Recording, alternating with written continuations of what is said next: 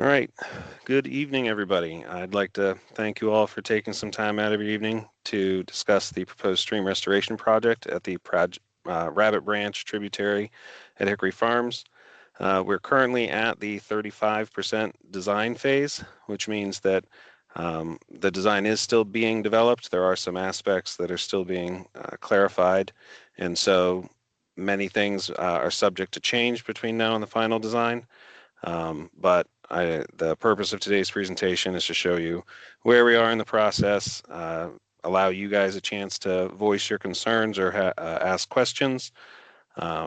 So as we move through, first we'll go through a couple of housekeeping things. You're currently muted. Please keep yourself muted through the presentation. If you have questions on any of my slides, you can type them into the chat. One of my colleagues is on the call with us, Jason, who should be able to help answer some of these questions. Otherwise, there will be a Q&A session at the end. I will not be recording the Q&A session, so if you're not comfortable, then you can wait until that time when we're not recording to voice your questions. And as I stated earlier, this presentation is being recorded and will be posted to the project website next week.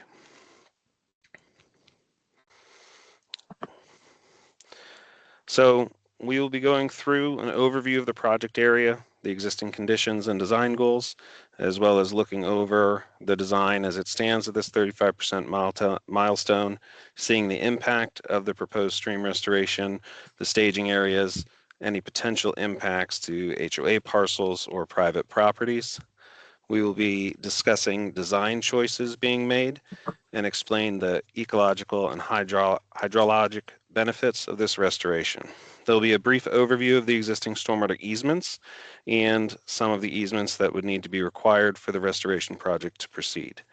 We also have some artistic renderings of what the final condition may look like, along with some example photos from similar projects that Fairfax County has completed in the past. At the end of the presentation, we will be able to have a Q&A session and go back over any of the slides you have questions about. And I will also provide a link to the project website along with my contact information if you have any property-specific questions that you'd like to follow up with on an individual basis.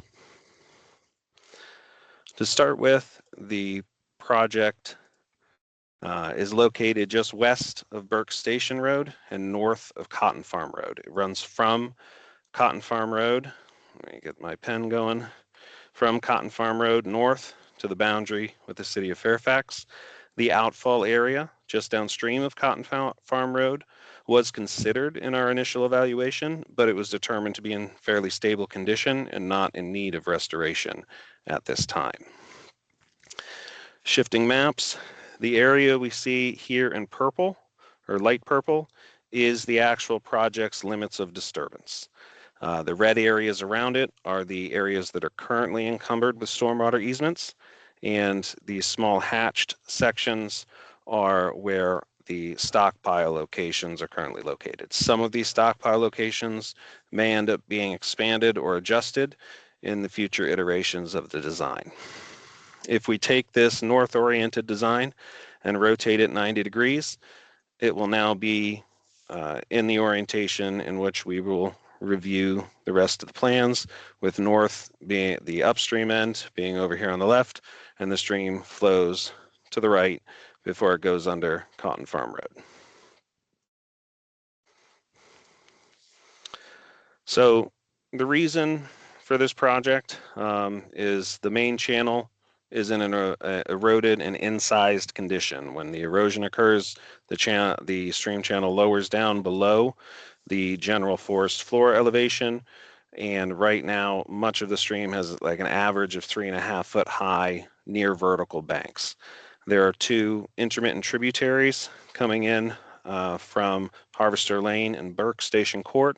Those have bank heights of between 1 and 5 feet high, in particular the one from Burke Station Court. And there are also some private sewer connections between residential houses and the county sewer system. Some of those pipes are partially exposed by the stream erosion, And if any of those should be damaged, then we would have a potential sewage contamination issue. And so this restoration is hoping to better protect those parts of the utilities. Another thing is that the Hickory Farms Community Trail, the walking path back through the woods, has been closed. There are trail closed signs up due to this erosion and the dangerous conditions that result from that. Completion of this project should allow that trail to be reestablished by the Hickory Farms HOA. Ultimately, this stream system is controlled by the culvert pipe, the pipe that travels underneath Cotton Farm Road and discharges on the other side. And that culvert is not being modified. We are simply trying to restore and stabilize the eroded condition of the stream itself. Giving some examples, these are photos from the site. Once the channel becomes in size, this eroded condition, storm flows are not able to spread out and travel slowly through the drainage system, but instead the water stays concentrated, which increases its speed and erosive power. This exacerbates the erosion and can ultimately threaten infrastructure. We have a picket fence up here, and the erosion is not too far away, and it may eventually migrate that way, as well as this is the exposed sanitary sewer connection as it looked about a year ago. I was out there last week, and this is actually partially covered now, just the way sediment transports through the system. This will be covered and uncovered, but if it ever gets damaged by a tree limb or something, that would be detrimental to the system overall. Other examples within this tributary, we have one of the tributaries here. It's much narrower, but it is still deeply incised. This is a different section of the main channel. You can see just how steep those banks are. One of the challenges with these incised condition is it separates the roots of the plants in the forest from the source of the water, which means that the plants don't get as much water, the plants struggle, and they may end up dying off, which reduces the root mass and continues to exacerbate the eroded condition as loss of ground cover and loss of root system loosens the soil. Further examples here, you can see that the erosion has undercut the bank. This chunk of earth is barely being held together by the roots of the plants, but eventually it will collapse. These roots are hanging down looking for water and not yet finding it.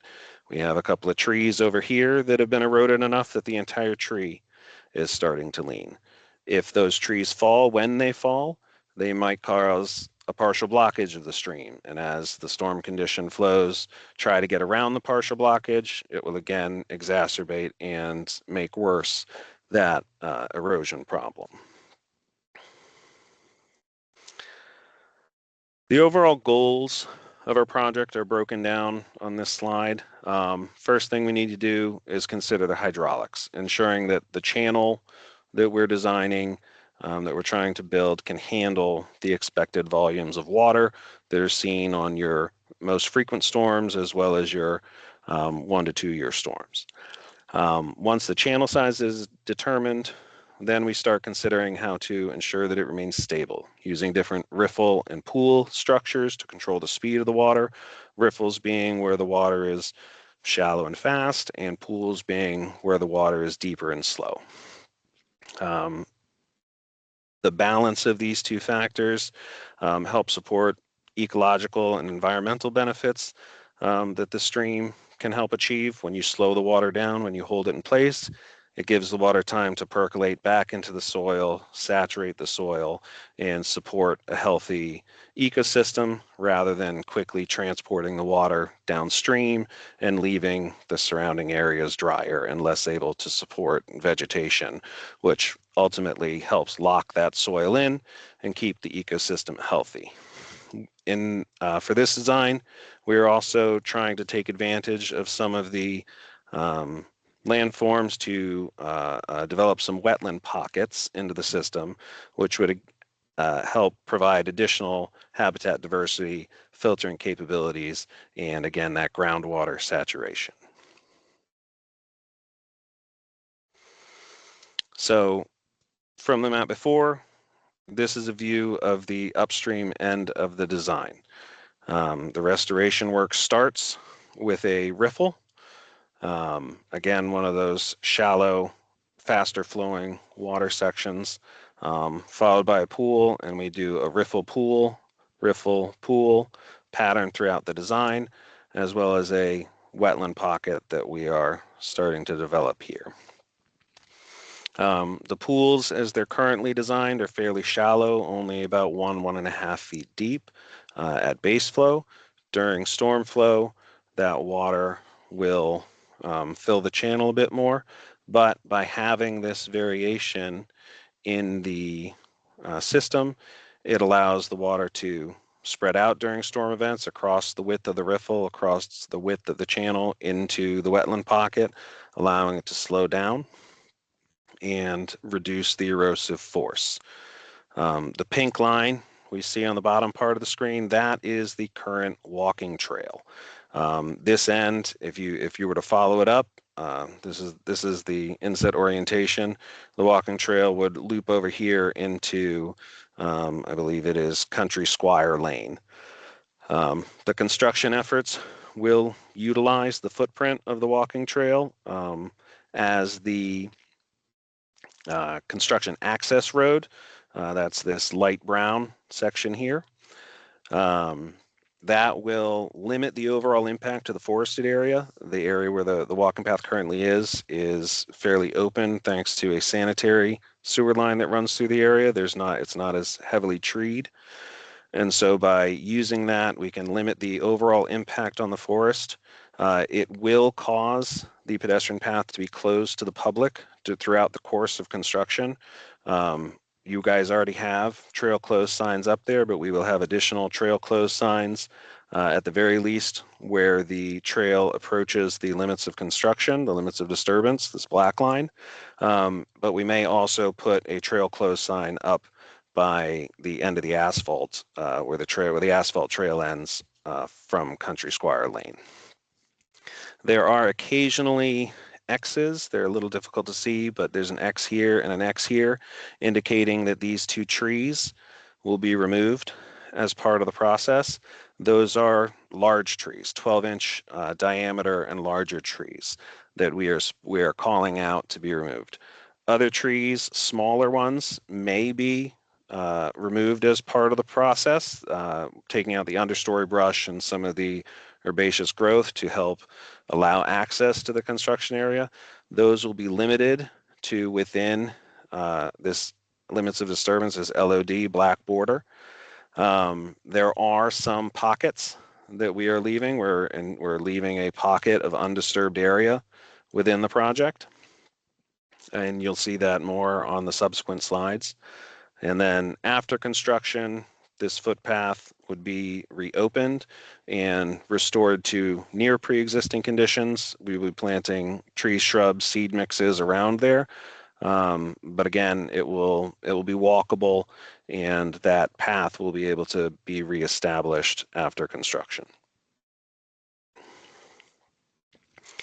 Continuing into the next section downstream, we can see that shallow riffle pool pattern continues throughout the design. There are a few different structures that show up occasionally. These are similar to the riffles in that they are sections of shallower water, and the riffles, as well as these other ones, are designed to hold the grade, to keep the elevation of the water where it is and be resistant to erosion so that the channel remains healthy and stable long term. So we have the yellow sections are riffles, these purple ones are log sills, and then we have a couple of blue sections on this side, and the next few where we have a small tributary. If you can see the grade lines, there's a small tributary that comes through, and we're just trying to establish a stable connection with the main channel of the stream. On this slide as well, we also see some of these light brown hatched areas. These are our stockpile locations. These are where excess material, construction equipment, rocks, boulders, logs, anything like that, construction related, will be stored on the construction site. As I mentioned earlier, these may uh, change between this design and the 65% iteration as we receive more input from the construction division and work with the HOA to determine um, where we can put these stockpiles, because the construction division is always looking for as much stockpile as they think is necessary. Again, we have sections of the LOD that are excluding work. These pockets here are tree protection areas where these inner areas should not be disturbed, will not be disturbed during the course of construction, and vehicles will simply use the access path, enter in the stream to do the construction work, and then return to their staging areas and exit the site. This slide also contains the upstream extent beginnings of the tributary branch seen here, where again, similar to the upstream end of the project, we start with a riffle tying into the outfall from the pond that is located off of Burke Station Court.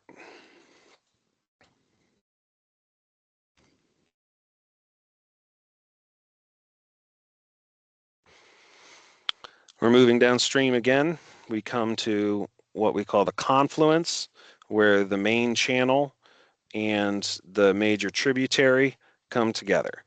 As we evaluated the existing conditions in this area, the designers and us saw an opportunity to turn the joining of these two tributaries into a wetland complex.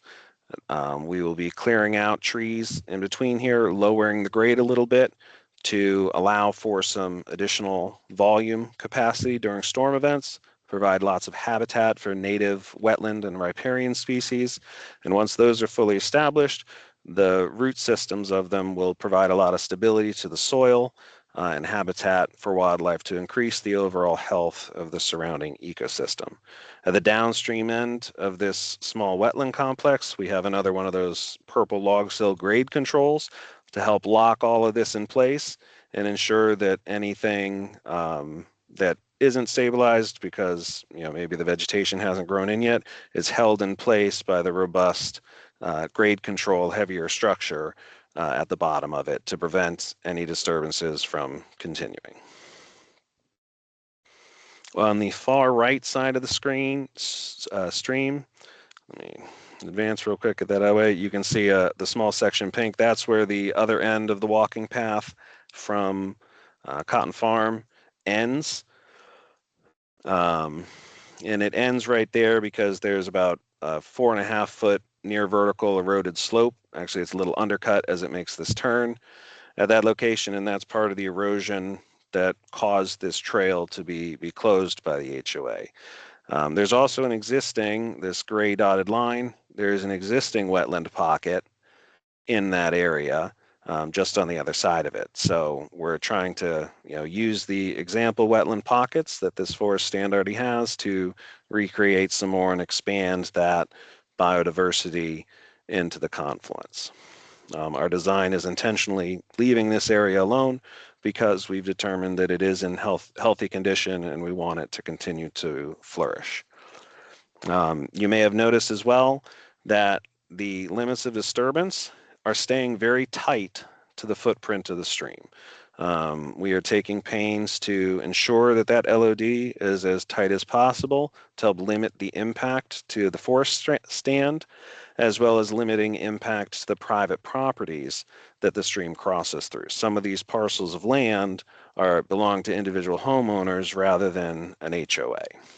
But again, we're trying to keep those LODs tight. We're continuing to have tree protection areas where we are excluding construction equipment from working to help keep that forest canopy, the overhead leaves, in place so that the stream can rebound quickly and really keep the forest overall in good, healthy condition. Finally, we get to the downstream end of the project where we're crossing under Cotton Farm Road. We can see that the main channel close to the culvert, this is the area where the pipe goes underground and passes underneath of Cotton Farm Road. During our evaluation, the designers determined that this last section is very stable in and of itself, as well as the tributary coming in from this side. Those two areas are in a stable condition, and so we are trying to leave those alone. There is the tributary from, can't remember what the name is, but the tributary from the other court over this way is experiencing some minor erosion. So we're going to work to stabilize its connection to the main channel, stabilize a small section farther up, but otherwise largely leave that intact. Again, this pink, we can see that's the walking trail off of Cotton Farm Road. That is well outside of our area of disturbance, and so that will remain intact. It should not be negatively impacted by any of these restoration efforts. However, it will remain closed until after the construction is complete and those erosion and fall hazards are reduced. Once completed, the HOA is welcome and the community is welcome to work to reestablish that trail where they'd like it throughout the wooded area. This textured area here is the stabilized construction entrance from Cotton Farm Road. This is where all of the construction equipment, construction materials will enter and exit the site. There is a stockpile area directly adjacent to this entrance where these materials may be stored temporarily before moving further into the site to the other stockpile locations, but this is the most likely location for the heavy trucks, the dump trucks, to be dropping the materials before they're loaded onto secondary equipment and hauled in. So this will be quite active with construction vehicles, with construction materials. It crosses over onto the Merman's private property very briefly right now, but we are trying to limit the use of that. There's a potential for us to extend it a little bit farther. To try and get a couple more square feet out of it, but that would require conversations and agreements with the homeowners, so we have not proposed that just yet.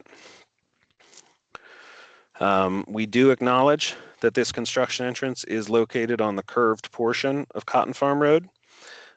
Future iterations of this plan will also include a traffic control plan to help mitigate sightline and pedestrian dangers or anything else with the equipment and heavy trucks entering and exiting from the construction areas. This will include things like caution or construction entrance ahead signs. There may be traffic flaggers where people are out there with stop signs, one-way traffic controls, or orange flags to try and get people to be aware of the equipment moving in and out. This plan will be developed between now and the 65%, the next iteration of the design, and it would be evaluated for approval by VDOT, and the community would also be able to see it and provide input as well.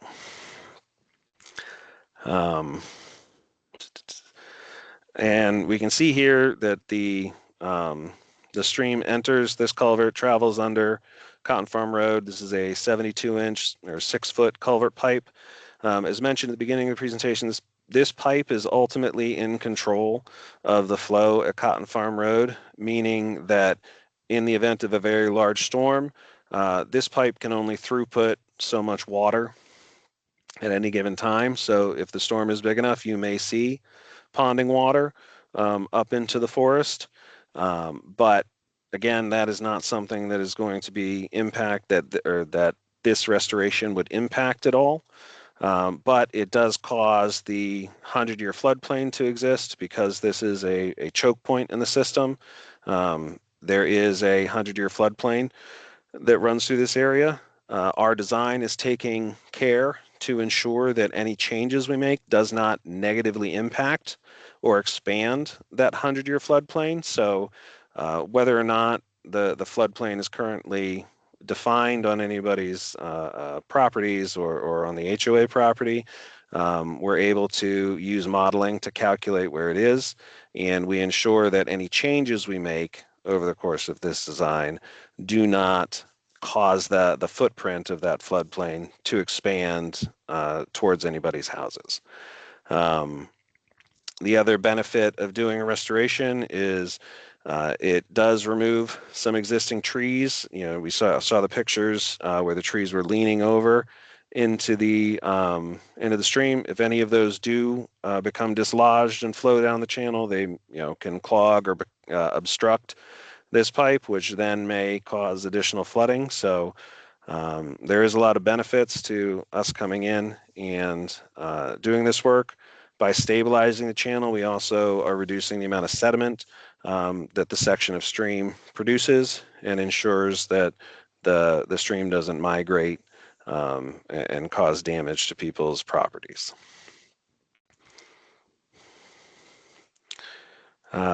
Speaking of the trees and tree removal, over the course of the evaluation, 601 trees were surveyed that were 12 inches or greater in diameter.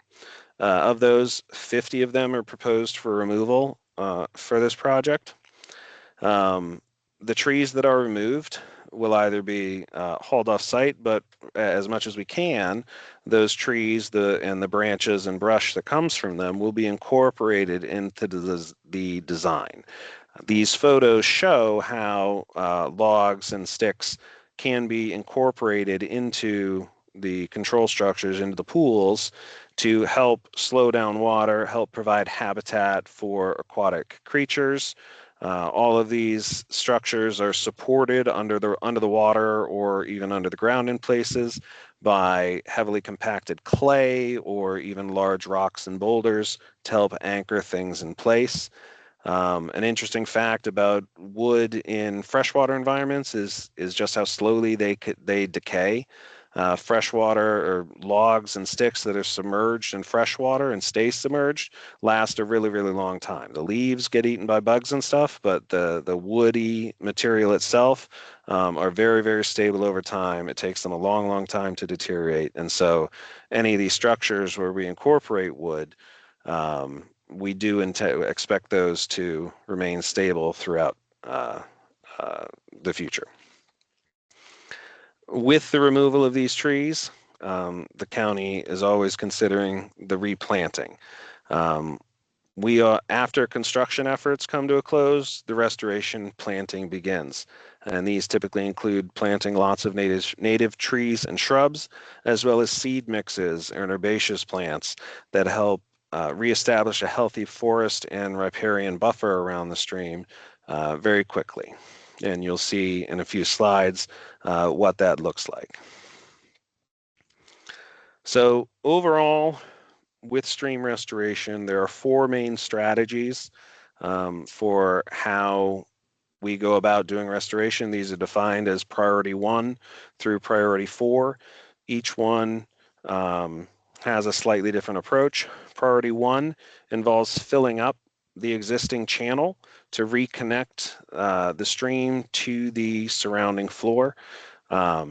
This typically has the smallest footprint and provides an ideal restored condition. However, it does have the potential in some cases to increase the floodplain because you're raising the elevation of the stream, you're reducing the volume that the narrow portion of the stream can contain. You want it to spread out, but if it spreads out too far, that may cause other issues outside of the floodplain. So we are very cognizant of that fact, and we cannot use that priority 1 restoration technique in all locations. Priority 2, you leave the channel, the bottom of the channel where it is, but you cut down the surrounding soils around it. That allows you to reconnect the stream with a floodplain, just not the existing one. You're building a new one. This again provides an ideal restored condition, but involves a lot more tree clearing and has a much larger impact footprint to the surrounding area. So therefore, again, that strategy cannot be used in all locations.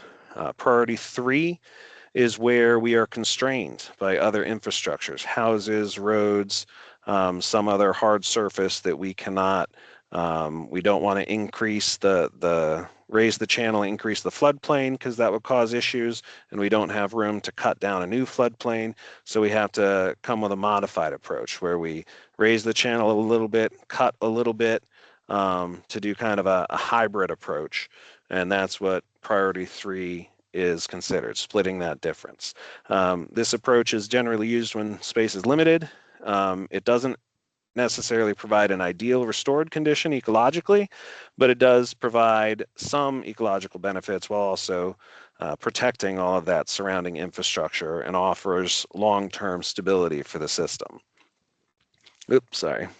Finally, we have priority 4, which is kind of stabilize in place, where we don't have room for one reason or another to do any of the others, and so we just armor it and to try and prevent further damaging erosion. That's not seen as stable over time. It doesn't have any ecological benefit.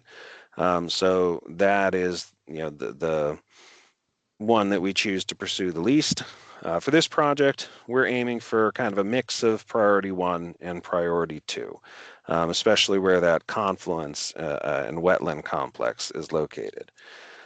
If we again take a look at that, we can see how on the main channel, we're staying tight to the channel. We're intending to fill it in a little bit and stabilize it. That's the priority 1. And then the priority 2, we're going to cut down a little more soil, provide some more stabilization, and a little bit of floodplain access and volume capacity. The darker green areas are a hair lower than the lighter greens around them. Those areas would be in a storm event where the river comes up a little bit. Those pockets would fill with water and retain water for a little bit after the storm passes, as it attempts to percolate out through the soil.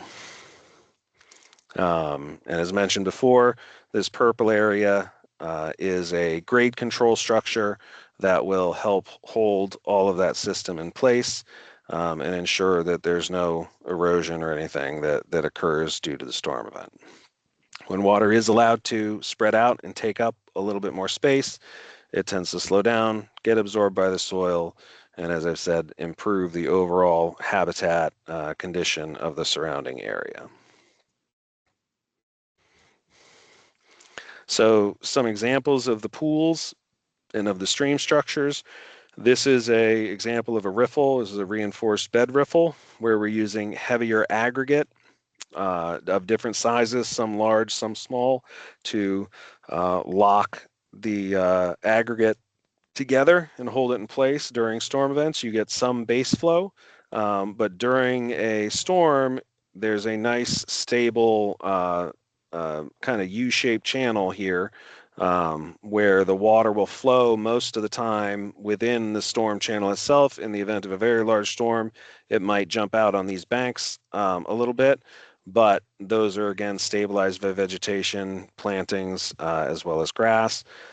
Some of the other construction items we use, cross vanes. We don't have any in this design currently, but you can see the pool version that we do have. And then this is the beginning of a riffle that travels downstream.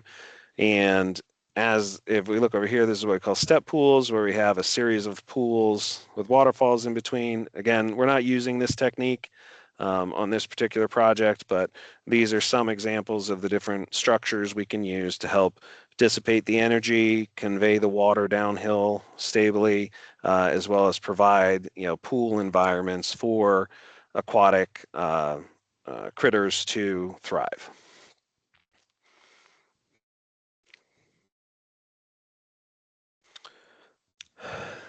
We now return to an overview of the project area to discuss kind of the expectations for the community.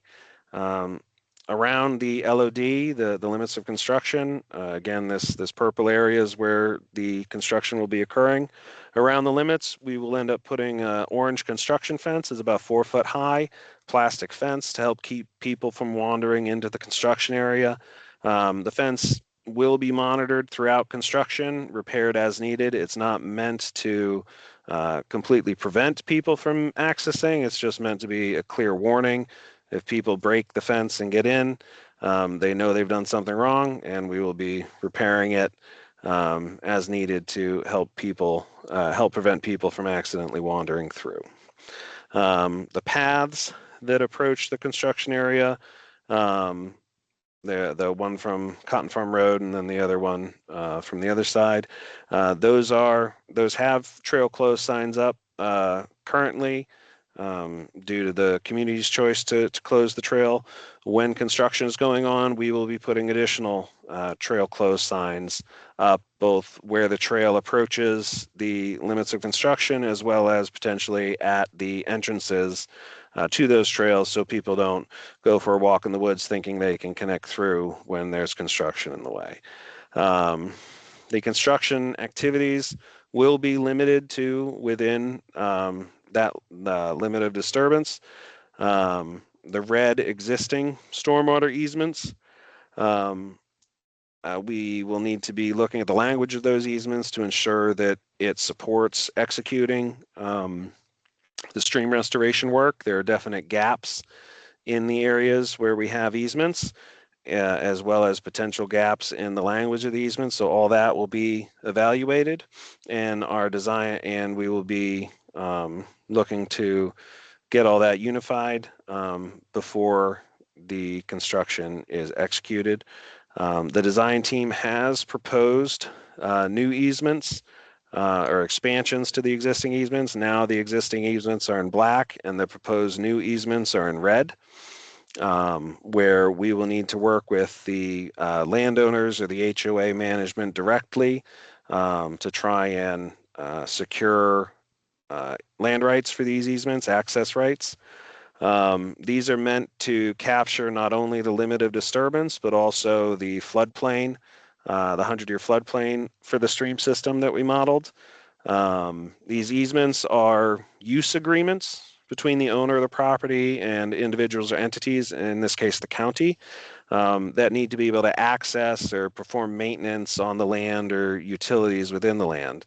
Common easements are, for Cox Communication or your household gas or electric, you may have easements for those to run across the front of your property, kind of between your sidewalk and the road. These easements typically run with the property. They survive the sale of the property. And so we will be working with all of these landowners to try and secure those easement rights to make sure that the project can move forward.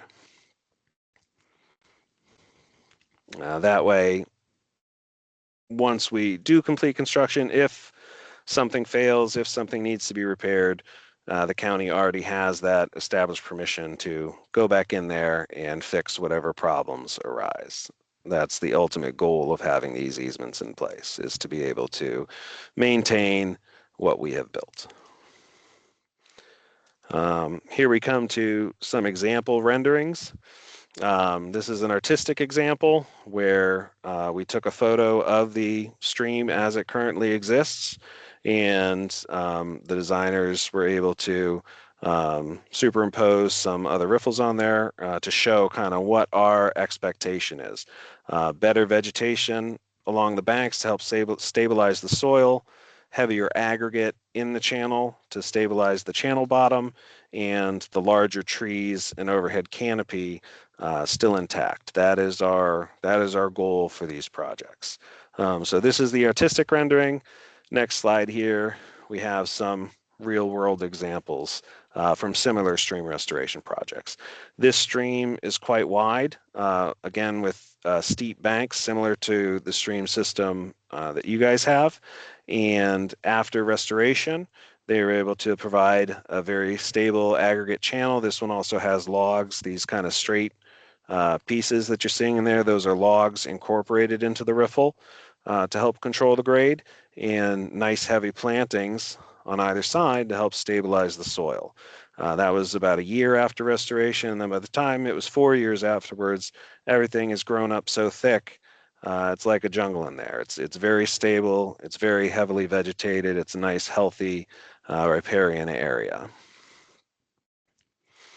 Here we have another example. This was Difficult Run, which was right near the government center, where we had a very more in size channel, more in size than what's in your neighborhood. And they were able to fill it up, stabilize the area, and get it to a nice, healthy, stable condition, still keeping the forest canopy intact, planting an understory with nice seed mixes, and really stabilizing that in. And there are walking paths in and around the government center. If any of you were curious as to what a stream restoration may look like, that is one place you could look, is along the streams to either side of the government center where restoration has occurred. Another example here, this one is a priority 2 restoration where they've cut a little bit wider. And they've planted a new floodplain bench.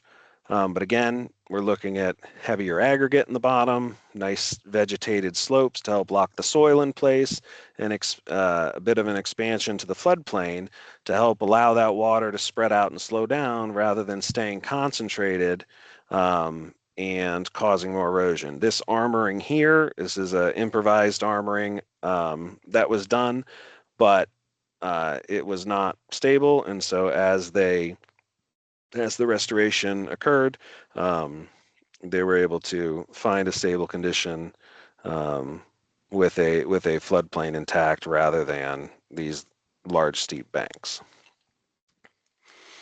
These next couple examples are from Dead Run. This house that's in the background will remain the same through these two pictures and the next two, and we can see kind of before construction just how steep and bare the sidewalls of the stream were, how bare the bottom of the stream was. Shortly after construction, 6 months after, we have that aggregate channel formed. We've planted the banks on either side, and that vegetation is starting to establish. A year afterwards, that vegetation is coming in nicely. You can still see that same house in the background. The understory plants are starting to grow. And 2 years afterwards, again, those understory plantings are growing nicely. The herbaceous growth is very, very healthy, and this is a nice, stable riparian condition. So those are examples of what we hope that this restoration project might look like afterwards. Next steps. Like I said a couple slides ago, we have easement acquisition with the HOA and some of the private parcels that are directly impacted by this stream restoration. This process can take a while as those discussions and negotiations occur with the landowners. Once the easements are finalized, we'll be able to move the design forward toward the 65% milestone, and we will have another meeting similar to this one where we will go over the new 65% design, any changes that were made, and continue to get feedback from the community. Likewise, we'll have a discussion similar to these when we reach the 95% design on the project. By the time we hit 95, it's basically done. We have all we need to do is get some permitting completed to move it towards 100% design and begin the construction process. The construction timeline is not determined yet. That depends on the permitting process, bidding process, the construction itself, and then afterwards we do continue to support the project with post-construction monitoring, making sure that the vegetation is establishing, making sure that the structures and the stabilization efforts that we put in place are continuing to work. And if anything needs to be repaired, we can come back and repair it using those easements. So that's the end of my presentation. As I said before, I'd be providing my contact information. So this is my work phone number as well as my email address. This URL here will take you to the project website where you can rewatch this lovely presentation as well as find some of the other information that we have on this project and others that the county has done. So with that, I'm going to stop recording